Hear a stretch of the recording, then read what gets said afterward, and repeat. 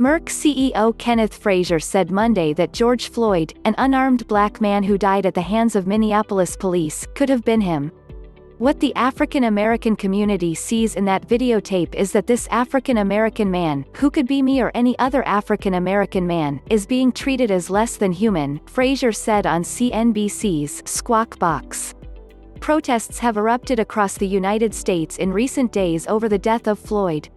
Derek Chauvin, a former Minneapolis police officer who was filmed kneeling on Floyd's neck before he died, was taken into custody on Friday and charged with third-degree murder and manslaughter in his death. What the community saw was, until they went out into the streets, this officer, much less even the other officers, was not even going to be arrested for what was clearly inhumane treatment of a citizen, Frazier said. He noted racial inequities across U.S. society, from education to health care to the criminal justice system. As a child growing up in Philadelphia in the 1960s, Frazier was one of the few inner-city African Americans bused out to schools more than an hour away. I know for sure that what put my life on a different trajectory was that someone intervened to give me an opportunity, to close that opportunity gap, he said. And that opportunity gap is still there.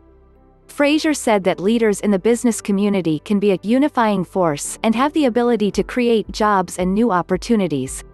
More than 41 million Americans have lost their jobs since mid-March as the coronavirus pandemic upends the U.S. economy. Joblessness leads to hopelessness, he said. Hopelessness leads to what we see in the streets.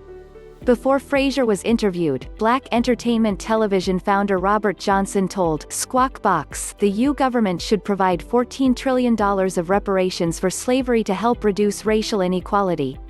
Now is the time to go big, Johnson said. To Frazier, change through the polarized U.S. political system is more difficult. I don't believe that we'll be able to get anything like that through our political system, he said.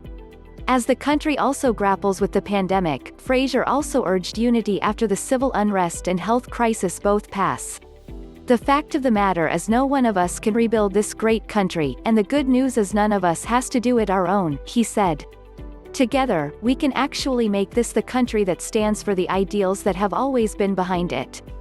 Quote.